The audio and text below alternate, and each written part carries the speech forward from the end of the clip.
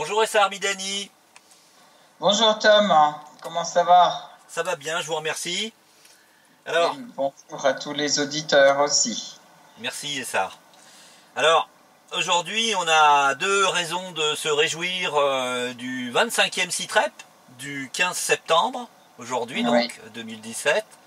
C'est Mm. d'abord, ça fait un an, tout juste, que nous faisons ces CITREP, que vous nous donnez gracieusement des informations du terrain, qui nous ouvre, je dirais, l'esprit sur autre chose que la propagande qui nous est déversée continuellement dans les médias mainstream. Et c'est absolument libérateur puisque ça nous permet d'avoir vraiment un autre son de cloche et surtout eh bien, une réalité qui ne nous est absolument pas donnée dans les informations qui se déversent continuellement à la télévision, dans les journaux ou dans les radios en France. Ouais. Alors, Effectivement, je suis ravi en fait de ces 25 CITREP, puisque de toute façon, ça nous a permis effectivement de donner la vérité à partir du terrain, face à une propagande de mensonges et de faits, comment dire, complètement mensongers et complètement créés de toutes parts. Bon, le fait de pouvoir donner aux auditeurs francophones une réalité du terrain permet d'une part de connaître quand même la véritable situation face à tous ces mensonges qu'on leur raconte d'un côté, et de l'autre côté, ça leur permet aussi de prendre position et de savoir avec qui ils peuvent se solidariser et avec qui ils peuvent lutter aussi. oui, tout à fait. Alors la deuxième raison je dirais, du plaisir que j'ai à faire ce 25e CITREP, c'est que, eh bien, il y a un événement majeur qui s'est produit en Syrie et qui va occuper une part importante de ce CITREP, c'est la libération de Deir ez-Zor. Absolument. Alors, d'abord, de cette plateforme, je peux dire toute mon admiration et toute ma solidarité avec l'armée syrienne, l'État syrien et le peuple syrien, qui depuis 7 ans font face au terrorisme le plus sauvage et le plus outrancier de l'histoire qu'un peuple ait pu rencontrer. Les hordes de Daesh, de Nusra, des tueurs qui sont venus de 130 pays différents, 380 000 tueurs de l'extérieur, sous prétexte de soi-disant démocratie et de porter la démocratie et porter la liberté, ont massacré quand même plus de 500 000 personnes dans ce pays, ont systématiquement détruit l'infrastructure.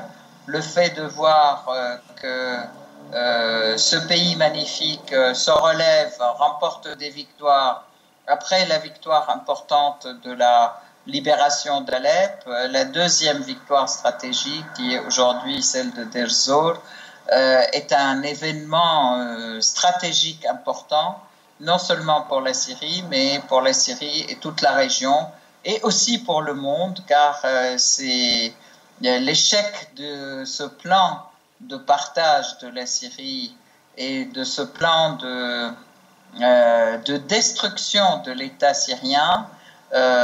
L'échec de ce plan est un succès pour tous les peuples, puisque en fait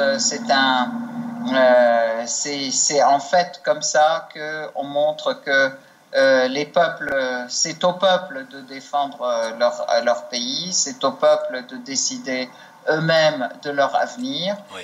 que les diktats américano-sionistes et de l'OTAN n'ont plus lieu d'être, et ne passeront pas et ne passeront plus jamais auprès des peuples. Donc la défaite de ce plan est une victoire pour tous les peuples du monde, réellement. Absolument.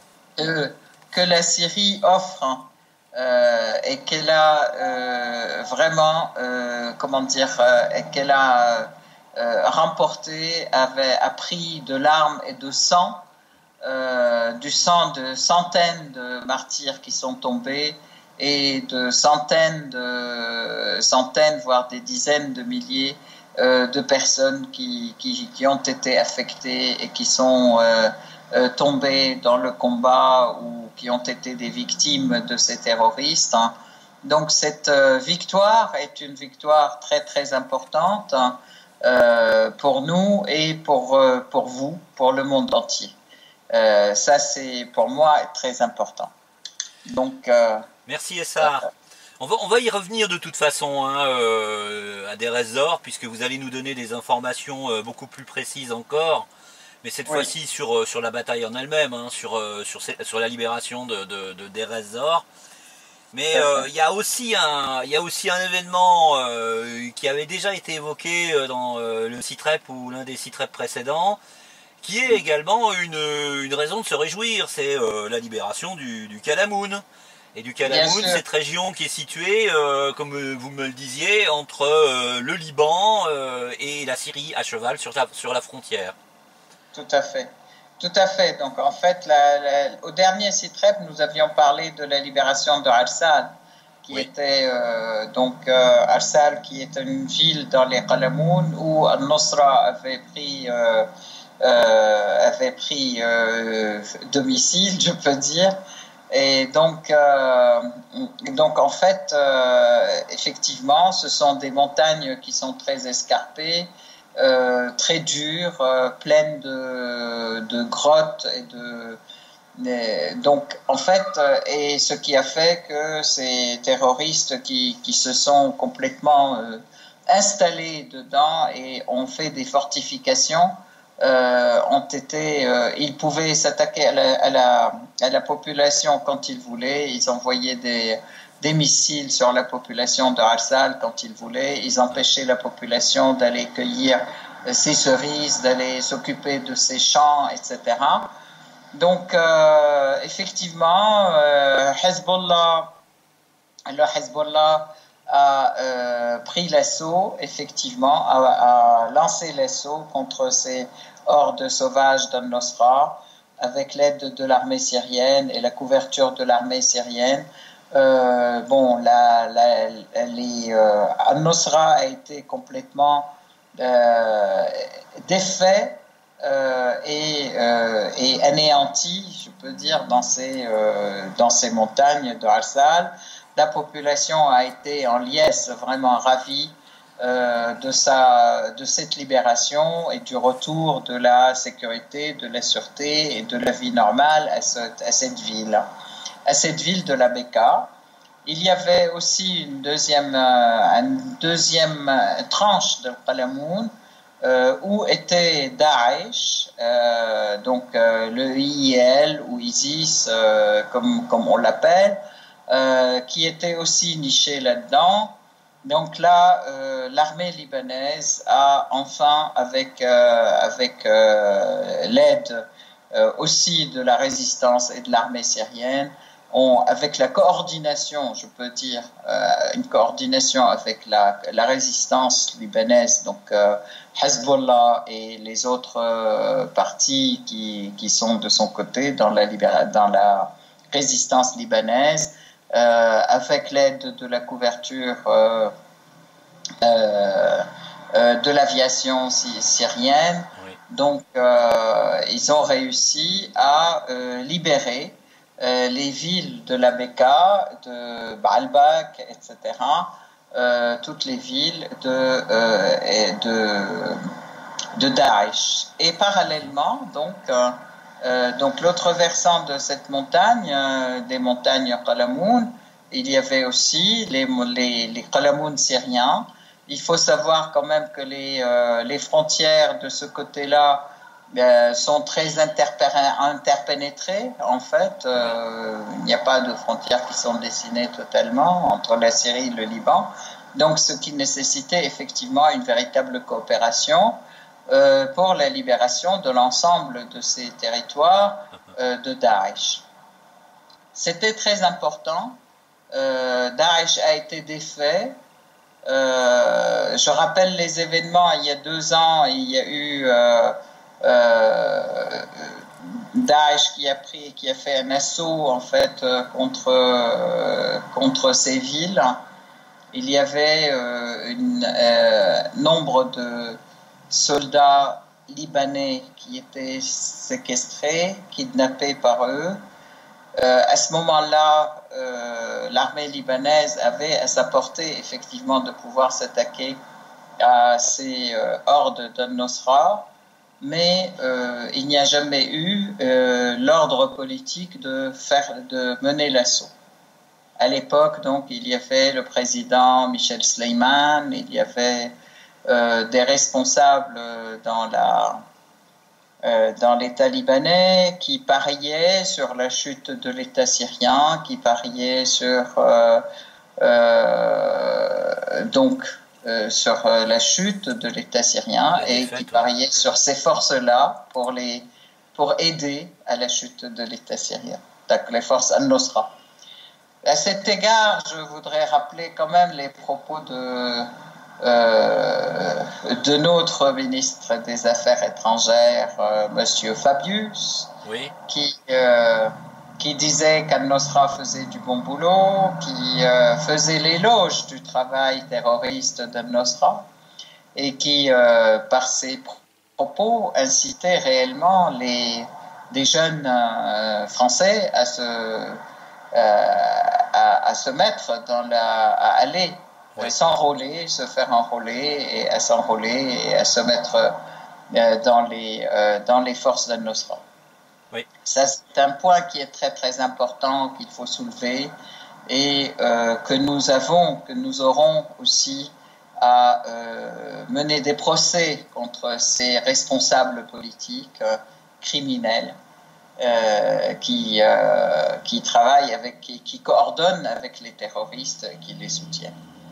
Donc voilà, à l'époque, des équivalents à Fabius étaient aussi dans le pouvoir libanais et qui pariaient sur la chute de l'État syrien. Alors donc, justement, bien sûr, ils n'étaient pas du tout contents que aujourd'hui il y ait un pouvoir, donc le pouvoir avec le président Aoun et la résistance libanaise et un nouveau responsables de l'armée libanaise qui ont travaillé ensemble, coordonné ensemble pour donner l'assaut contre les terroristes, pour sauver leur propre peuple, leur propre pays et de ces hordes sauvages. Inutile de vous dire que la population est ravie et chante les louanges aussi bien de Hezbollah que de l'armée libanaise. Mais il y a quand même des voix qui s'élèvent au Liban contre cet acte, en disant comment vous avez négocié avec Daesh, puisque Daesh a été tellement défait et en débandade qu'ils ont fini par accepter une négociation, ils ont accepté de partir dans des cars vers une destination qui serait Abu Kamal, donc une autre partie syrienne où se trouve Daesh. C'est l'est de la Syrie. La Syrie, donc avec la coordination avec la Syrie, l'État syrien, etc. Alors que la Syrie, c'était quand même important puisqu'il passait par le territoire syrien et qu'il partait d'un territoire syrien à un autre territoire syrien, ce qui n'a pas quand même empêché les voix qui faisaient de la surenchère au Liban de s'élever contre le fait comment vous laissez partir des tueurs, puisque les soldats qui étaient séquestrés, les soldats qui étaient kidnappés il y a 2 ans, il s'est avéré qu'ils aient été tués. Et ils avaient donc à rendre les corps de ces soldats, plus une personne qui est un prisonnier du Hezbollah, qui a été effectivement libéré hier. Et ces cars verts donc sont partis à travers ce qu'on appelle le désert syrien, qui est la steppe syrienne, dirigés vers Boukamal. À Boukamal, qui est sur la frontière syro-irakienne. Donc il y avait à traverser une bonne partie du désert syrien. Voilà. Et pendant ce voyage, hein, et ces gens qui sont donc les familles des terroristes, les terroristes et leurs familles de l'EIL, donc de Daesh, qui étaient dans ces cars, ils ont été aussi attaqués par l'aviation américaine. Oui. Quand ils traversaient le désert syrien, parce que les Américains voulaient les tuer, ils ne voulaient pas qu'ils arrivent quelque part. Et là, je voudrais attirer l'attention de tous ceux qui pensent que collaborer avec les Américains, ça leur permettra de sauver leur vie, etc. Il faut voir comment les Américains utilisent les gens. Oui. Ils les utilisent comme bûches à brûler pour leurs objectifs. Quand ça leur plaît pas, ils les tuent. C'est ça. Donc là, ils ont cherché à tuer les dirigeants ou des Daesh qui sont partis. Ils ont récupéré quelques dirigeants par hélicoptère d'ailleurs sur le Qalamoun. Ils les ont récupérés par hélicoptère, les dirigeants, notamment les dirigeants étrangers. Et tous ceux qui étaient locaux du pays ou d'autres pays de la région, ils ont cherché à les tuer. Et ça a bloqué l'arrivée de cette caravane de cars qui sont sortis jusqu'à hier. Ils sont arrivés. Voilà. Et ils sont arrivés vers le nord, vers Al-Mayadin, dans le nord de la région. Donc voilà, ça c'est un point qui est très important. Je peux dire, cette victoire, qui est une victoire stratégique aussi et politique, de l'armée libanaise, de la résistance libanaise et de l'armée syrienne. Je tiens à rappeler, c'est la première fois qu'il y a une coordination importante entre l'armée syrienne et l'armée libanaise. Oui. Et d'ailleurs, qui est toujours sujet à débat, à discussion au sein de l'armée libanaise, au sein de l'État libanais et au sein des forces politiques du Liban. Il y a les forces politiques du 14 mars qui leur reprochent de coopérer avec la Syrie. Comment vous parlez avec la Syrie? Est-ce possible? Etc. Et qui reprochent aussi à Hezbollah de coopérer avec l'armée syrienne. En tout cas, en dehors de tout ça, il est important de dire c'est une victoire importante aussi pour le peuple libanais, c'est une victoire importante, énorme pour le peuple libanais, d'ailleurs qui a été baptisé deuxième journée de la libération, la première étant en l'an 2000, le 25 mai 2000, lorsque les forces israéliennes ont été balayées des territoires libanais, oui. Et celle-là, donc le 28 août 2017, une deuxième libération du Liban, c'est donc cette journée de libération du terrorisme des montagnes de Qalamoun, du terrorisme, aussi bien al-Nusra que Daesh.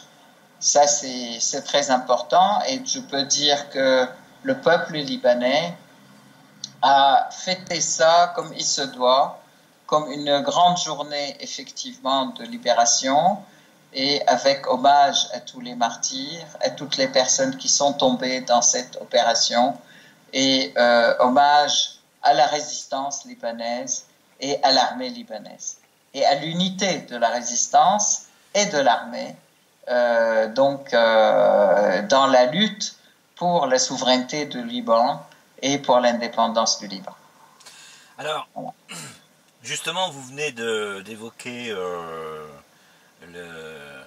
l'État israélien, enfin l'entité israélienne plus exactement, et qui tempère quelque peu quand même, un petit peu les victoires et les moments de liesse justifiés grâce à la libération de Deir ez-Zor et la libération du Kadamoun, qu'ils soient libanais ou syriens. C'est des exercices militaires de très grande ampleur, des manœuvres militaires israéliennes dans le nord de ce que certains appellent Israël, que d'autres plus justement appellent Palestine occupée. Donc dites-nous en quelques mots, puisque il y a quand même quelque part une menace non voilée d'intervention israélienne, que ce soit à nouveau sur le territoire libanais, mais plus exceptionnellement sur le territoire syrien, vu les difficultés des Américains en Syrie, des difficultés liées à la capacité militaire extraordinaire de l'armée syrienne soutenue par ses alliés, de chasser ce qui est une guérilla avec des méthodes dégueulasses. Hein. J'utilise le terme à dessein parce que c'est vraiment... il est très rare de rencontrer un concentré de perversion, de perfidie, de sadisme dans cette attaque terroriste contre la Syrie ailleurs. Hein. Je veux dire... on a constaté depuis 7 ans que toutes les méthodes les plus dégueulasses ont été utilisées en Syrie pour essayer de faire tomber l'État syrien, pour faire se décourager la population syrienne. Absolument, et que l'armée et le peuple et l'État ont tenu bon, et que non seulement qu'aujourd'hui on enregistre victoire après victoire. Alors, pour en revenir à ces victoires stratégiques, je peux dire effectivement la victoire de Deir ez-Zor est une victoire très très importante et stratégique. Alors, on a parlé, on va parler peut-être plus en détail des différentes étapes, mais je peux dire le fait que Deir ez-Zor aujourd'hui soit libéré, alors qu'il y avait tout un tas de personnes et puis de mouvances politiques, notamment occidentales, qui parlaient de partition de la Syrie, qui parlaient de la Syrie utile, qui parlaient de la Syrie utile qui ne serait que toutes les villes qui sont Alep, Damas, Homs, Hama et Souaïda, Dera, etc., et que tout l'Est serait amputé, que tous ces détenteurs de ces théories et de ces plans, parce que ce ne sont pas que des théories, tout ça est tombé à l'eau, et qu'aujourd'hui, par les faits, le peuple, l'armée et l'État syrien montrent que tout centimètre carré de la Syrie va être libéré et va être repris sous le contrôle de l'État syrien. Ça, c'est un premier point. Deuxième point, c'est que l'État syrien, l'armée syrienne, l'armée arabe syrienne, avec dans son alliance avec la résistance libanaise, avec nos amis russes et avec les Iraniens, c'est un front qui est imbattable, et qui continuera à se battre ensemble, qui continuera à exister et à se battre ensemble contre le terrorisme. Par contre, l'axe Iran, Syrie, Hezbollah est un axe de libération et un axe de résistance qui ne sera pas défait et qui a gagné beaucoup d'expérience, beaucoup de force et beaucoup d'intelligence de combat, donc beaucoup d'expérience qui ont été gagnées dans ces 7 années. Oui. Et c'est ça qui provoque un état de panique réel chez Israël, chez l'État, cet état d'occupation, israélien. Il y a une panique totale, ce qui les pousse d'ailleurs à faire ces manœuvres dont vous avez parlé dans le nord de la Palestine occupée. Et des manœuvres impressionnantes d'ailleurs, parce que c'est la première fois qu'il y a autant d'équipements et de soldats qui sont mis dans la bataille et qui sont mis dans ces manœuvres. Mais tout ceci ne fait que montrer et que réfléchir en fait l'état de panique dans lequel se trouve l'État d'Israël. Ceci ajouté au fait qu'il y a eu quand même des voyages sans arrêt. Les responsables du Mossad et de l'armée sont partis aux États-Unis, sont partis voir Poutine. Oui, pour la 6e fois, Netanyahou est allé voir Poutine. Il y a eu tout un tas de visites pour essayer de convaincre les uns comme les autres pour de laisser tomber la Syrie, d'arrêter cette lutte contre le terrorisme, puisque Israël est le meilleur allié, rappelons-le, oui. de Al-Nusra dans le sud. On rappelle quand même que les terroristes d'Al-Nusra se font soigner pas seulement dans les hôpitaux israéliens, mais en plus ils se font équiper par eux. En plus, ils se font donner des objectifs par eux. Donc, il y a une véritable participation du Mossad et des services israéliens dans la table de direction des opérations du MOC.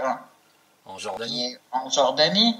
Et, mais aussi dans le Golan, rappelons-le quand même, qu'il y a eu beaucoup tout un tas de détérioration et puis de bombardements des antimissiles et puis des forces qui défendent la sécurité du Golan syrien. Oui. Tout ça, ça a été détruit. Je rappelle quand même qu'il y a eu même récemment aussi un bombardement de l'aviation israélienne sur la ville de Safita. En fait, c'est Safita ou Messiaf. C'est le gouvernorat de Hama, hein, sauf erreur. Oui, absolument. Messiaf. Et c'est la signification, c'est au moins en tout cas la signification d'un échec des négociations demandées par Netanyahou face à Vladimir Poutine. Hein.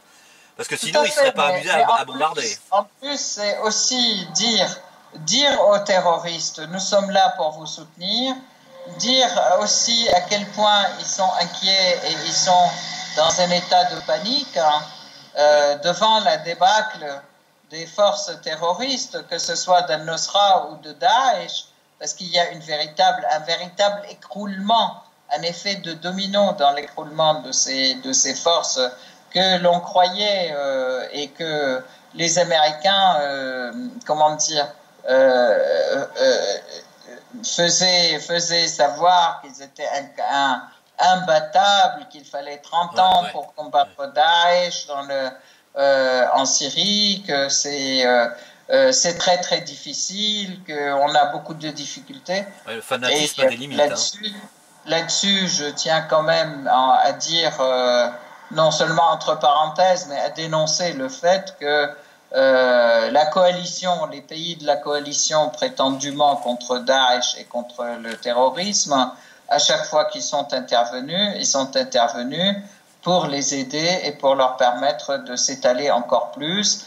Donc ils sont intervenus contre l'armée syrienne, contre les forces de la résistance, contre l'armée irakienne, contre les forces de Hashd al-Sha'bi aussi qui défendaient les territoires et qui s'attaquaient à Daesh en Irak.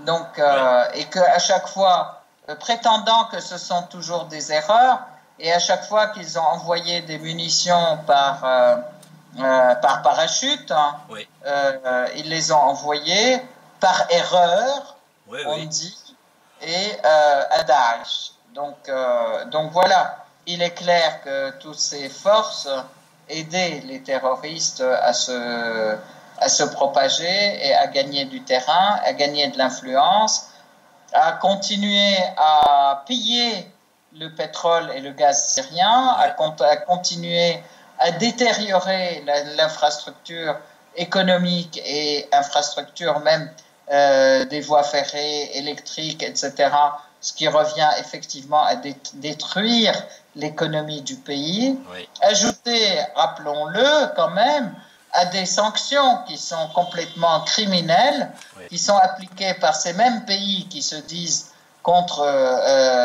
qui sont là en train de lutter contre le terrorisme, mais ce sont ces mêmes pays qui appliquent des sanctions, entre guillemets, puisqu'elles ne le sont pas, elles n'ont jamais été votées, mais des sanctions unilatérales contre la Syrie qui ne font qu'ajouter à la peine de la population, aux difficultés de la population, même aux crimes contre la population, Ouais.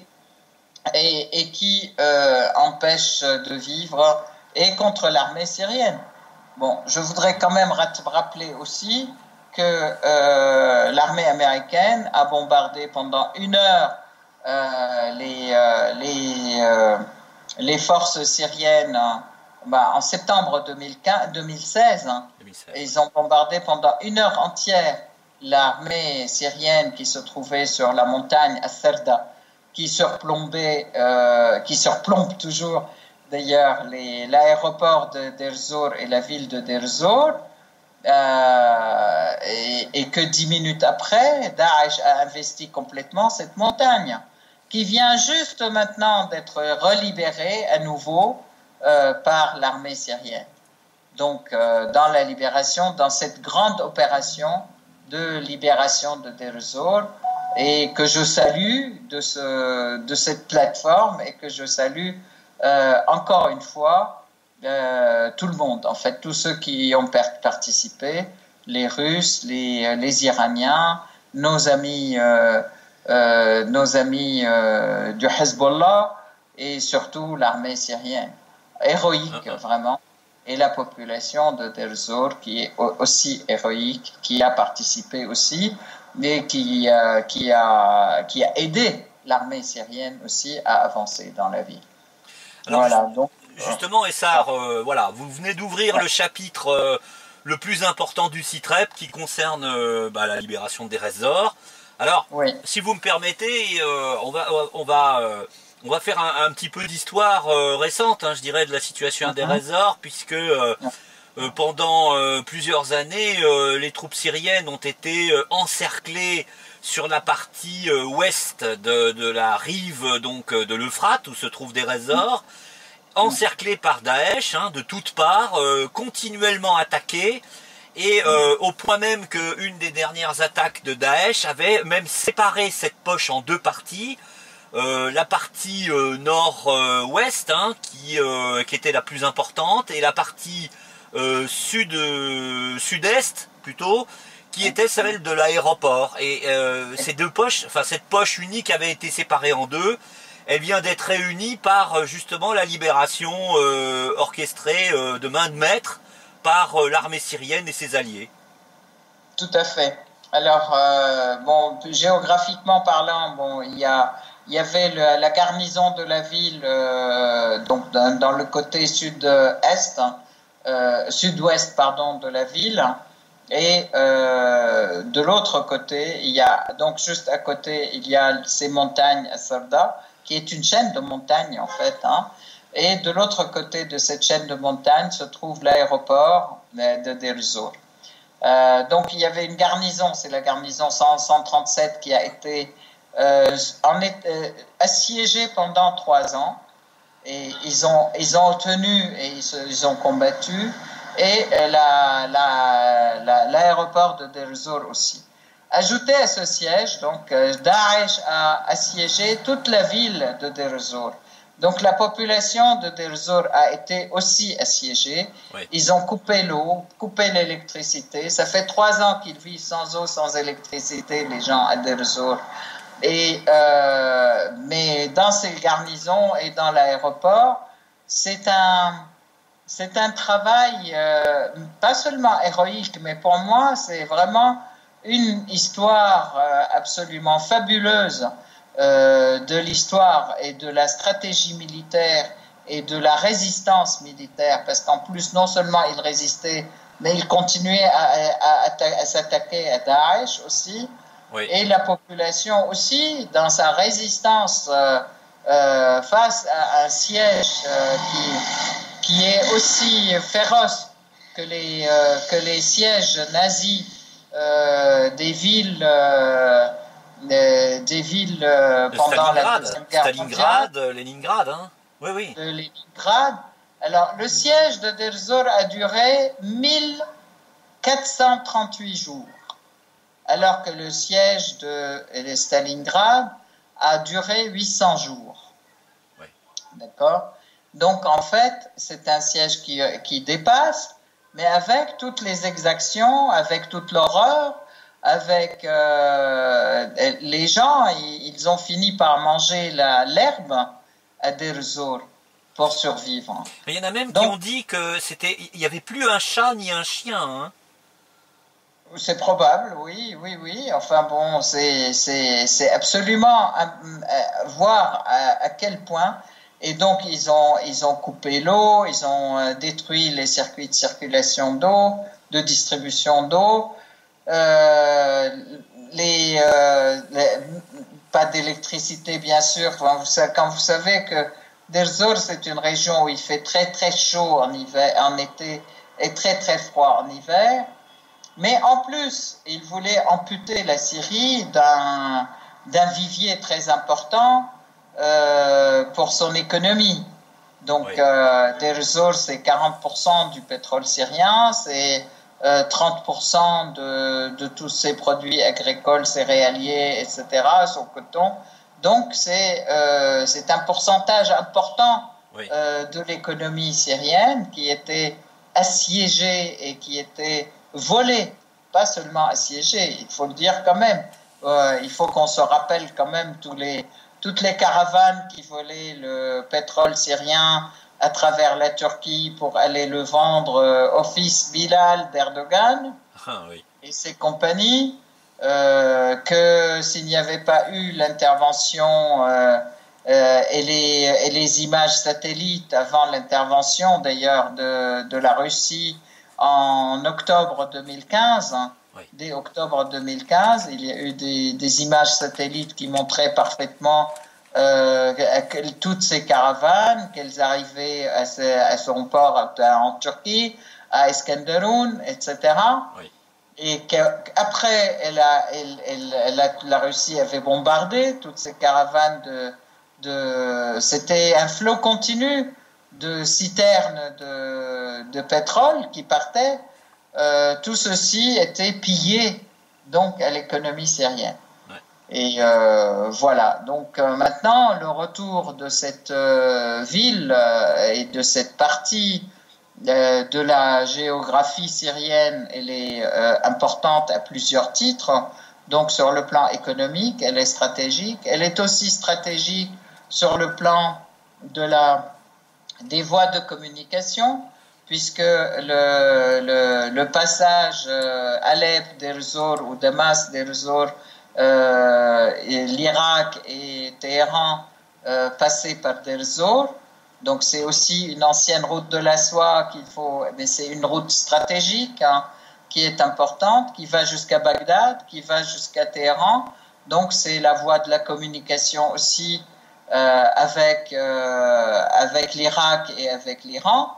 Le rétablissement de cette voie de communication est très important pour tout le monde, mais c'est aussi important, on parlait dans les derniers sites-rep, pour la communication entre l'armée syrienne et l'armée irakienne. Je peux dire que c'est pas seulement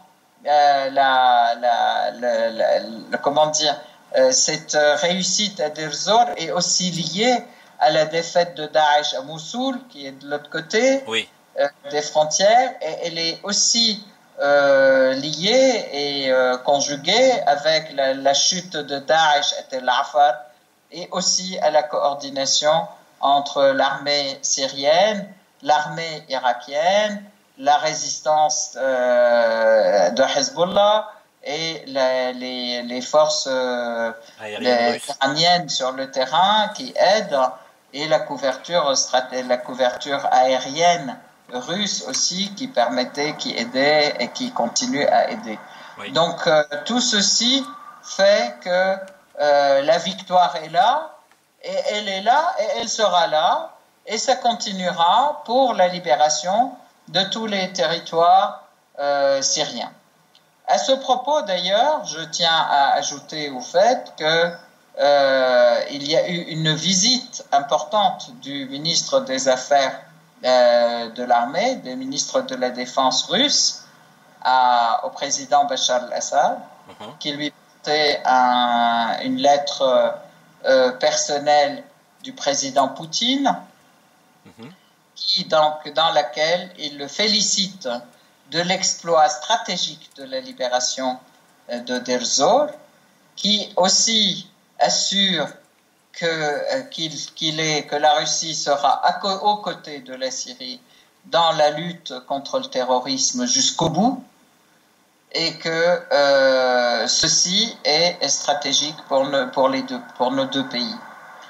Donc ça, c'est un message qui est très important et qu'il faut que toutes les forces entendent bien, que tous les pays qui ont jusqu'à présent misé sur la chute du pouvoir syrien, et aussi qu'il faut qu'ils entendent bien, notamment les pays de l'OTAN, les pays occidentaux, mais aussi, essentiellement, et aussi les quelques forces politiques qui continuent à penser qu'ils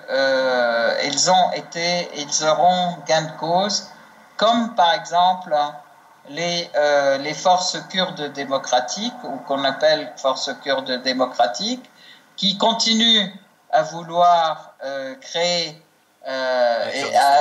qui continuent à coopérer avec les Américains, et alors qu'ils se font les bûches d'un bûcher que les Américains jouent à allumer, et qu'ils seront les premiers fusibles et les premières victimes. Oui. Et d'ailleurs, à ce propos-là, juste une seconde, à ce propos-là, il y a eu une interview sur la télé Al-Mayadeen, la télé libanaise, dans un programme qui s'appelle Le Jeu des Nations, qui est organisé par Sami Kleb, auquel il a invité Robert Ford, qui était l'ambassadeur, l'ex-ambassadeur américain en Syrie, donc qui était depuis 2011, alors en 2011 jusqu'à la rupture des relations, mais qui a toujours suivi le dossier syrien. C'est lui qui donnait des petits papiers à Genève 2 aux uns et aux autres pour leur dire ce qu'il faut qu'ils disent, les marionnettes de la dite opposition syrienne. Et puis, donc, de l'autre côté, il y avait monsieur le professeur Matozov, et un philosophe syrien. Et en fait, Robert Ford dit que le jeu, lui-même, il dit que le jeu que les Américains jouent avec les Kurdes syriens est un jeu dégueulasse. Et qu'il les conseillait plutôt à s'allier à l'armée syrienne, parce qu'ils seront les perdants du jeu. Oui. Ils seront les premiers perdants. Lui-même, il l'a dit. Et il a dit, de toute façon, tous ceux aussi qui prétendent toute l'opposition syrienne, il faut qu'ils comprennent que le jeu est terminé, que c'est fini, que c'est Assad qui a gagné, que c'est le président Assad qui a gagné, et que l'État syrien sera là, et qu'il faut qu'ils se fassent à cette nouvelle réalité, et qu'ils arrêtent de rêver. Donc c'est le message de cette personne qui était lui-même le stratège et l'acteur de ce jeu, en fait, qui était en train d'utiliser des personnes appelées opposition syrienne contre l'État syrien. Donc c'est un aveu qui est très très important. Enfin, un aveu, ce sont des données qui sont très importantes et dont il faut qu'ils tiennent compte, que tout le monde tienne compte.